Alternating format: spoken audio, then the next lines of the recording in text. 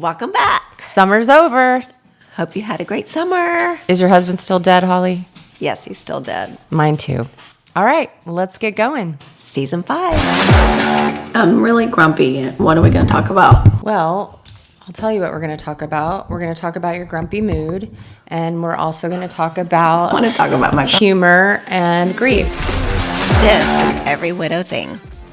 All right, say something in your mic. Something in my mic.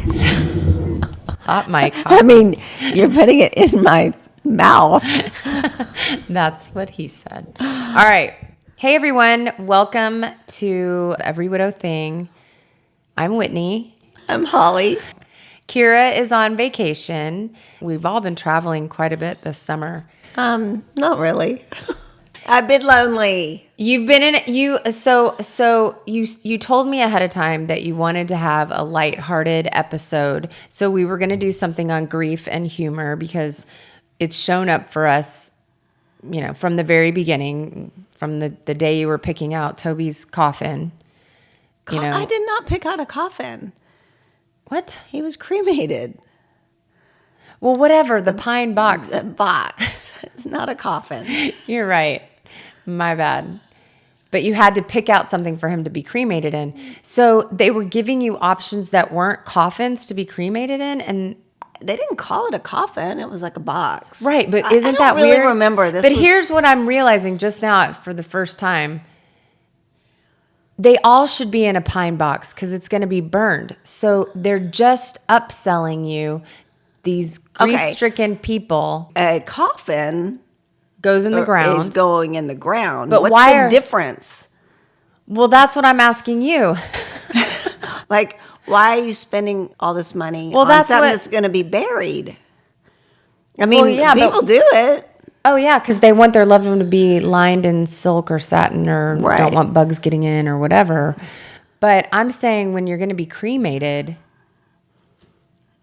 everyone should get the same box. No, they gave you want to make money, so they offer a fancy box to be burned. That is so frustrating. Did you not have to pick out a box for Hunter? Mm-mm. Nobody even. But see, I didn't handle my cream. You went to the mall too. I picked up his ashes at the mall. But my friends Sharon and Ken, they handled I didn't do anything. Well, we need to ask Sharon. I don't think it wasn't expensive. I swear it was like $800 for the whole thing. But anyway, we digress. You're in a funk. Well, I just didn't want to talk about death. Well, I get it. No, I get it. I mean, look. Well, part of it's like everything that's gone on this summer in Texas or in the hill country. Like, everything's sad. Everything's sad. And there were several people impacted in our actual neighborhood within Austin. And then my children went to camps in the hill country. Luckily, their camps were not in session. If they would have been, there would have been a lot more death because Heart of the Hills is right next door to Camp Mystic, and they both got devastated. So it would have been way worse. But yeah, we've had a lot of sadness this summer. It's very normal when something tragic happens that has nothing to do with you. Your grief gets ignited, you know? And I was in a funk for a while. Like, I didn't want to talk to anybody. I was just like, could not. I felt I couldn't even listen to music, which is how I felt right after Hunter died. I didn't want to listen to music because I was like, I don't want to hear happy stuff. I didn't want to listen to music either. Yeah. And after the flooding in the hill country, I was back in that space briefly of like, I can't even listen to music. It's almost like you feel guilty for being happy or for going about your daily life. That's how I felt because I knew the anguish that these families were going through that had lost daughters and sisters and brothers and husbands because there was more tragedy than just the camp children. But that, when it's a child, it makes it so much worse. But anyway, so I was in a funk for a little while for that reason. But I think different transitions put us in a funk, a grief funk. And you're in one of those right now. I am. And you said it's because you feel lonely, alone. You're all alone.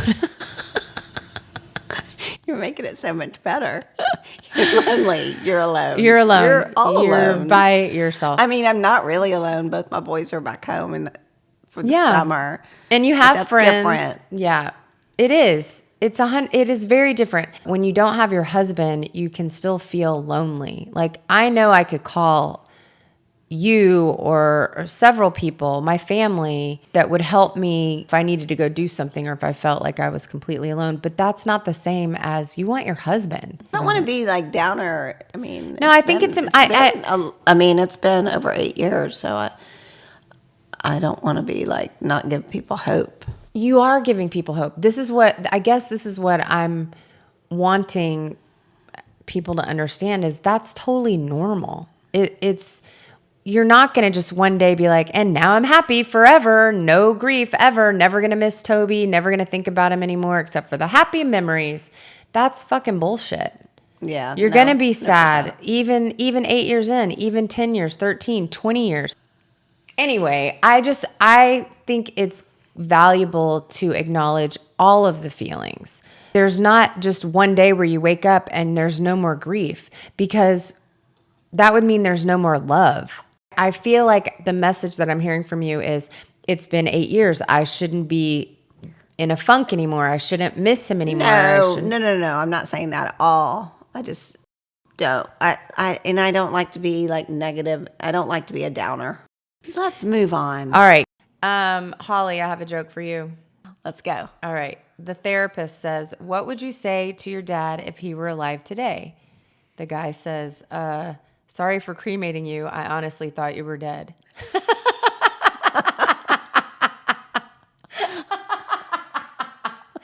Isn't that hilarious? All right. Did you hear this story? It was going around recently about the twerking at the funeral. No. Okay. Where'd you hear that? It was on the news. When I was doing my research for grief and humor, this popped up immediately, and it's this woman, and it's his celebration of life. Actually, it's his actual funeral because there was an open casket. She has a cardboard cutout of her husband standing next to an open casket. Okay. She has brought in like a singer, like a Latin singer. And then there's an open casket and a large cutout. Like on the dance floor. I don't think it's a dance floor. I mean, it's his funeral. But there's live music. It looked like people. She has a singer there. You know, like how you'll have a singer at a funeral, like come up and do a somber No, we thing. had that.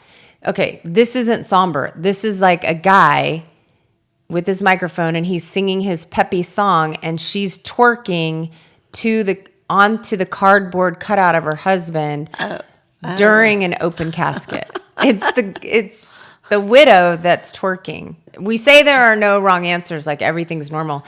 I would never have thought to get a cardboard. Now I kind of want to get a big cardboard cutout of Hunter. Just put him like right over there. Put him over by where I do the budget to remind me that I'm on a budget.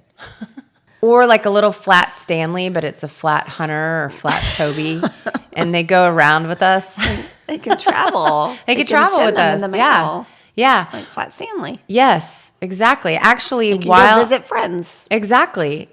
I came across this Instagram account called It's the Rosenthals. It's this family, a mother and her son and daughter, and they're adults now. But her husband died. His name was Mark. He died, had a sudden heart attack while at home, and the kids were like 13 and 17. And she has created this platform on Instagram where they're constantly like going to the grave site and he loved French fries. So they're taking like McDonald's French fries and they're like throwing them onto the grave site. They're having a picnic. She brought a pool, like a little one of those plastic pools, and had a quote unquote pool party one day. Like that's hilarious. They're always doing things like that. And she recently every year she gets like this restaurant sends them an anniversary gift card because I guess they've been going there for so long and they didn't know that he died. And so she went to the restaurant on their anniversary and used the anniversary card. And she had a little bitty cardboard cutout of Mark. And then obviously they knew. No, they didn't know that he had died. And then even the server, like when she gave the gift card, she's like, happy anniversary, but it's like a cardboard cutout of her husband, Mark. But her whole Instagram, I'll be honest, it was a little over the top for me, and I'm over the top. I know. That's a lot. I know. It was a little forced sometimes. But she tells the story about they're Jewish, Rosenthal's, and when he's in the hospital and dying, the hospital calls in a priest.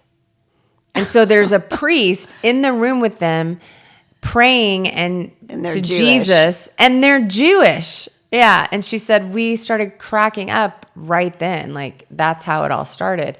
But they do, they do all of these things where they're constantly talking about the dead husband in a funny way. And I think it seems like for their little group, it's been really healing for them. Yeah. To laugh about it. That's interesting. Like in the hospital, do they ask your religion or do they just send a priest? No. And I really wish that I had taken notes, because at the hospital, the hospital that we were at, they had a chaplain or something, like this person that helped out. And it was this woman, and talk about cracking up. We were cracking up constantly because it was like she was waiting around and around, like behind every door. She'd be like, hey, do you need anything? We'd be like, it's the chaplain again, and I can't remember her name. It was some weird name, but it became a joke with the family that week while we were in the hospital, because I think her name was something weird like Bunny or something. And Bunny's behind the door. Yeah. And she would just pop out of nowhere. Like it could have been such a great SNL skit of like, you're all sitting down to like, sign the papers for cremation or something. And she like pops up from under the table. She's like, hey, is everybody feeling all right? And we would all just like want to run away. And there were a couple times I heard these stories. I wasn't in the room because I would be with Hunter and they'd be all in the waiting area, talking, because we were there for several days. And she would come over and start trying to talk with someone, and everyone that she wasn't talking to would just slowly back away. And the person that was left there would be like cursing everybody that they got trapped with Bunny. It was so funny, but no one ever asked us what, if we wanted her or what religion we were. It was Did your just kids like, ever talk about her? They weren't at the hospital. No, they weren't. Nuh-uh. They only came up when you after asked we, if they wanted to say bye.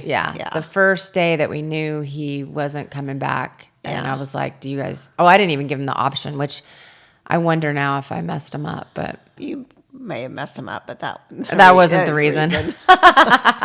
Well, it's interesting because it's funny what you think's funny in the moment. That if you tried to share, other people would be like, "Huh?" Yeah. I don't get it. Yeah.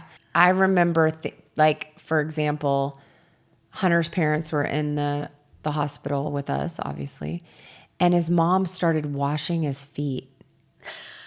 And I was like, she fucking thinks he's Jesus. Like, why is she washing his feet? No, I think they were just dirty because we'd been at the beer festival the day before. And she was like, I got to wash these feet. But in the moment, I was like, this is so weird. That you even saw his feet because weren't they under the blanket? Yes, but she pulled out, I don't know. Yes, you're absolutely right. They were covered up, but then she pulled them out. I don't know. Maybe she pulled his feet out. Like, you can't go be cremated with dirty feet. Yeah, I remember thinking, this is so weird. And in my crazy mind, like making a joke, like, I always knew she thought he was Jesus, But if I tell that story to some people, they'd be like, that's really sad. It is interesting. There's a ton of stand-up shows about grief. People are trying to make it funny. You have one. Yeah. Well, everybody deals with grief in a different way. And, for some of us, it's performance art.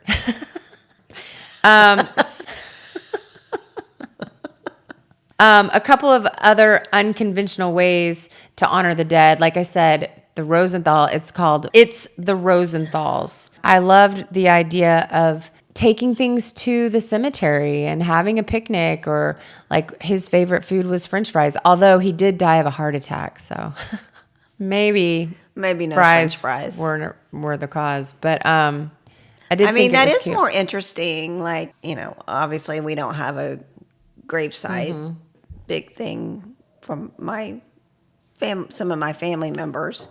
Like my mom always goes and puts flowers on my dad's grave, and her parents and her sister. But do you think it's a sad event for her when she goes? I don't know. Because what I love about the Rosenthals is it doesn't seem sad. It's like they're having fun, which sounds weird. I know. That's why I find it interesting, because it's like kind of more of an event than it's kind of like the Dia de los Muertos, where they're they have a celebration in the cemetery because you're celebrating that the person was here. Yeah, I don't know if I'd take a plastic pool over there like she did and have a pool party, but I do like, and I'm not kidding. I like the idea of like a little cardboard cutout of Hunter, and just like, it's not weird at all. I know when I'm getting around. Whitney for Christmas. Yeah, right. It was funny. So I went on a girls' trip this weekend, and for somebody's birthday, and a couple of the people are like pranksters, and one of them brought a huge cardboard cutout of Jason from Halloween. But it was funny because when I was watching these Instagram stories and reels with the cardboard cutout, I was like, oh, that would be hilarious. Like on a family trip, get a huge cardboard cutout of Hunter, and then it's just freak your kids out. Standing there.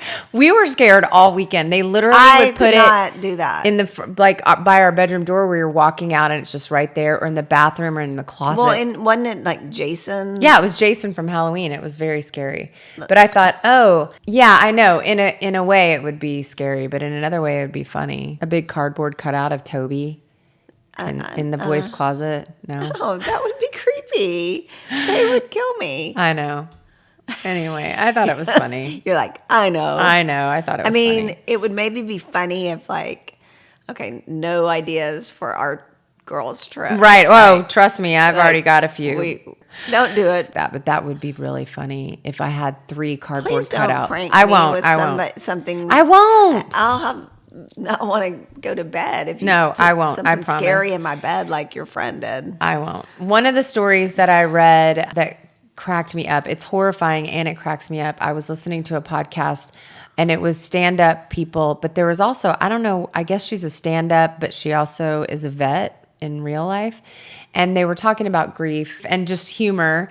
And she shared the story. So she's a vet that goes to people's houses and euthanizes their pets, which is a really, really emotional thing. I mean, there's something about your pets. They're just unconditional love. And anyway, so she shares the story. She's been to this house a couple times because they've had multiple pets, right, over the years. Yeah. So she knew the family. So she comes to the house, and the dad meets her outside, and he puts his hand on her shoulder, and he's like, my wife died this morning. And she's like, oh my gosh, we don't have to put the dog down today. Like, we can do this another day. And he was like, no, the dog's in pain. Like, just come in. We're going to do it. But the wife was still in the house. And she didn't give any details about why, but she said the wife was still in the house. They had not come to get the wife yet. Oh my God. I know. And so she's getting the dog prepped, and they're all sitting around, and everyone's crying, and it's so emotional. And she's like, I just can't imagine what you guys are going through. This is just terrible. And the daughter turns to her and says, fucking Mercury, it's in retrograde. And they all started cracking up. That's terrible. But, I thought you were going to say they were pranking the vet. No, the mom actually died that morning. But the joke, I mean, like in that horrific moment where your mom literally died and is in the next room, and you're putting your precious dog down, and then you make a joke. Mercury, it's in retrograde. I mean, that is the mechanism to lighten everything up. Like, laughter is a release, you know? Yeah. I mean, it's really important. And I read a bunch of scientific facts, but now I can't remember them. But like, it helps your cardiovascular system and your heart and Are those the You're same going to thing? be really healthy. Yes. Anyway, don't feel guilty about laughing in the most horrific moments. Now, I would not recommend laughing at a funeral like my sister did. Did I tell you this story? We're at my dad's funeral and we are sitting outside. It's at it's like the service when the casket is going into the ground. We're outside, right? And my uncle is a minister. He's a Baptist preacher and he's up there giving the eulogy or whatever it's called. And my sister, we're on the front row. Literally, my uncle is standing less than 3 feet in front of us. And it's me and my sister and her 2 children and my dad's wife, not my mom, but another wife. We're all sitting up at the front and then people are behind us, right? Reagan and her kids start laughing. And they are right in front. Why did they start laughing? Because they were, I don't know, something uncomfortable. I don't know. I have no idea. I can't remember. But once they started, they couldn't stop. And and this is like my uncle who's giving the speech or whatever is standing right in front of them. And the whole bench is shaking because the 3 of them are laughing so hard. It got so bad that I almost started laughing. And I'm trying to comfort my dad's. No, they're elementary school and middle school. But the point is, like, they started cracking up. You know when you start laughing and you know you're not supposed to laugh? Yeah, it was and it's an horrible. Inappropriate moment. Yes, and then you really can't stop. So bad. And then I wanted to start laughing, and I literally had to bite my lip. I made it bleed. Like, I was like, you cannot laugh. You cannot laugh. My whole point is laughter is medicine. Don't feel guilty about laughing. It's actually very Even if healing. you're at a funeral. And if you want to get a cardboard cutout or twerk, what can I do to make you happy? Tell you another joke? Yeah, knock, sure. knock. Who's there? Toby. Toby who? You're Toby. He's here. Surprise. I got nothing. I got nothing. I'm sorry you're in a funk. We're doing our best. We're showing up. Yeah. That's all we can do. All right, guys. We hope that you can find some laughter in the tears. And as always, we want you to remember that where you are right now is not where you will stay. This is all temporary, and you will move forward and have a good life with good people. And laugh. And laugh.